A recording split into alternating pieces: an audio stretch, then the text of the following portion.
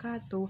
Halo semuanya anak-anak, gimana kabarnya hari ini? Ibu harap kalian kabarnya sehat, baik, tentunya tetap semangat. Meskipun kita tidak bisa bertatap muka seperti sebelum pandemi, tidak menyudutkan kita untuk selalu semangat, semangat, semangat dalam belajar.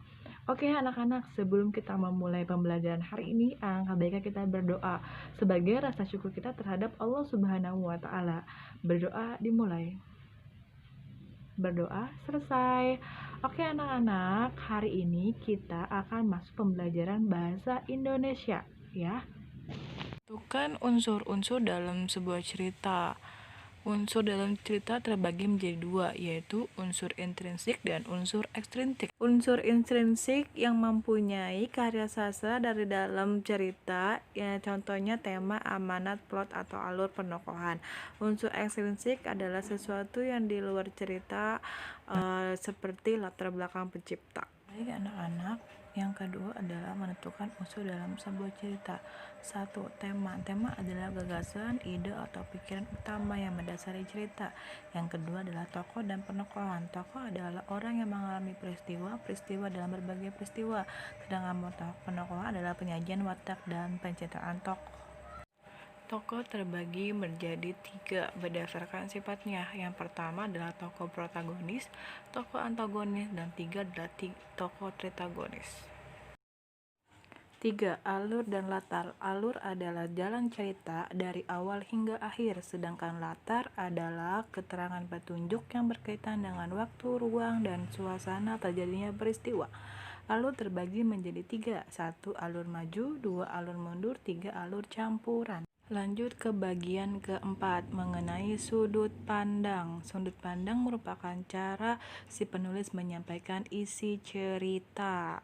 Lanjut, poin kelima adalah amanat. Amanat merupakan pesan moral yang ingin disampaikan penulis kepada pembaca dan penonton.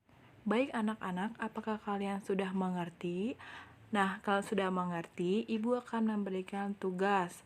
Cermati isi cerita yang telah Ibu tampilkan di layar. Tolong identifikasi isi cerita tersebut. Baik anak-anak, sekarang kalian akan menentukan unsur-unsur dalam cerita tersebut. Yang pertama, tentukan tema, yang kedua tokoh, yang ketiga alur, dan keempat sudut pandang. Nomor 5 adalah amanat. Nah, sampai di sini kalian paham anak-anak? Nah, selamat mengerjakan ya anak-anak. Baik anak-anak, sebelum Ibu mengakhiri pembelajaran hari ini, Ibu akan memberikan kesimpulan dalam pembelajaran hari ini. Ya, pada materi pembelajaran hari ini kita menentukan unsur-unsur dari dalam sebuah cerita. Yang pertama adalah tentukan unsur intrinsik. Nah, unsur itu ada intrinsik sama ekstrinsik. Unsur intrinsik itu adalah unsur yang berada dari dalam suatu cerita.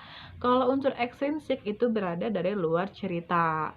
Nah, lanjutnya kita adalah menentukan unsur dari sebuah cerita. Yang pertama harus tahu tentukan tema. Yang kedua tentukan tokoh. Yang ketiga tentukan alur. Yang keempat tentukan sudut pandang. Dan yang kelima adalah tentukan amanat. Ya, sampai di sini anak-anak paham? Ngerti semua?